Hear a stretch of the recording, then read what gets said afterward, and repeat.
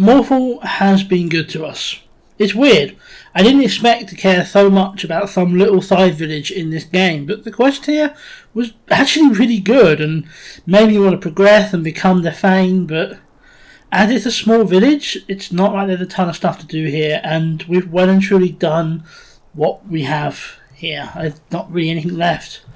And I guess with all that, it's time to move on, and hey, we still have a main quest line to do. Remember those old men that taught us words? Well, they wanted us to get some horn from some tomb, and we were on the way there when we found this place. And I suppose, as it's a main quest line, we should probably do it. We continue our journey, and then we get a strange first. Okay, that's a little weird, but I'm sure there's nothing for us to worry about.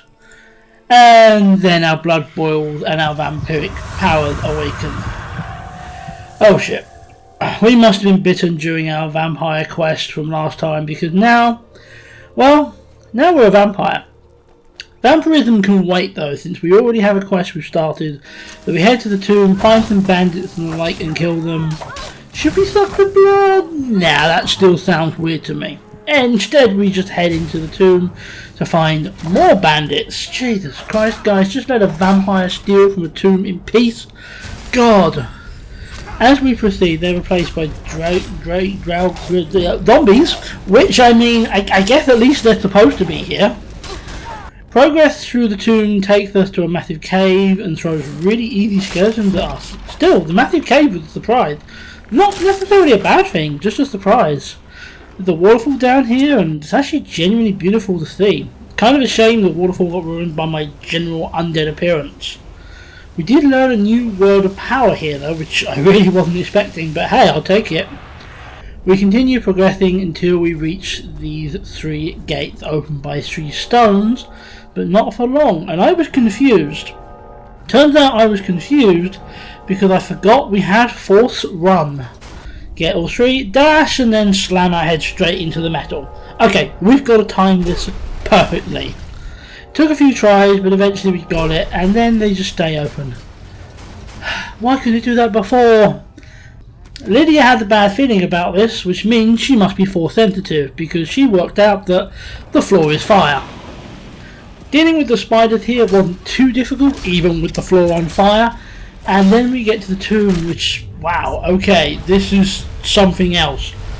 But what we wanted wasn't there. It was just a note telling us to go meet someone in Riverwood. All this effort, all this progress, just to find a bloody note. This isn't helpful. You know what else isn't helpful? Being a vampire. This is going to get worse. We need to deal with it now, and that means a trip back to our favourite village of Morphle. Talking to the lovely Jonah in the tavern, and she tells us that Thalion is an expert in the undead. So we go and find him. He immediately recognises us as a vampire and he will help us, but he will need a filled black soul gem. That requires us to commit murder. We can and do buy the gem from him, but we need a soul to fill it. I decided to head out and explore. He said the soul of a human or another sentient race, basically a intelligent life form. It doesn't mean it has to be murder though. We stumbled across some bandits and they attacked me. Well, killing them would be fine and it would get me a soul. And sure enough, it does. I mean, look at that. Boom. Done. Sorted. And we even cleared out some bandits. He promises to help us and takes the gem and cure us. We go and we meet him in a stone circle and then he just shouts at the sky for a bit like a crazy person. But hey presto, it actually worked. We are no longer a bloodsucker. With that dealt with, we need to find the horn. So let's head back to Riverwood. I knew I'd been there. I couldn't remember the name. Turns out, first village we went to, not including the one that got attacked. After doing a bit of smithing, because it helps me get leveled up, I head to the local tavern and speak to the innkeeper and ask to stay in her attic room, which is code for, hey, I'm the guy here about a horn. She knows who we are and what we are, and she takes us to her secret dungeon. How geeky, oh, it's just a standard room. That's disappointing. However, it does prove to be very informative. According to her, these dragons aren't new. They're the resurrected corpses of those that were already killed. She also knows when the next one will be summoned, a place called Kynes Grove. Well, I have no idea if we can trust her, but there's no harm checking it out. Kynes Grove is not a place we can fast travel to, so it will take some exploring to get there. But before we do that, we're going to head back to the month of High that. They do want that horn we got after all. Apparently I passed all my trials and we now learn the final word from them, which gives us some spell, and more importantly, an achievement.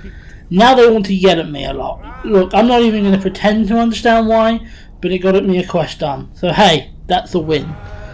Now it is time to head to Kynes Grove, so we fast travel to the closest point and begin our journey. It's a very pretty area, so I don't mind. We find another village, well, more of a mill than a village, but it's still nice. Then we find a bear that is significantly less nice and significantly more murdery.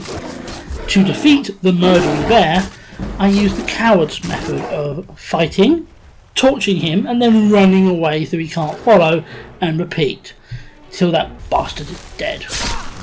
Then we finally get to Kynes Grove and we get less of a good greeting than I would have liked. There's a dragon here already.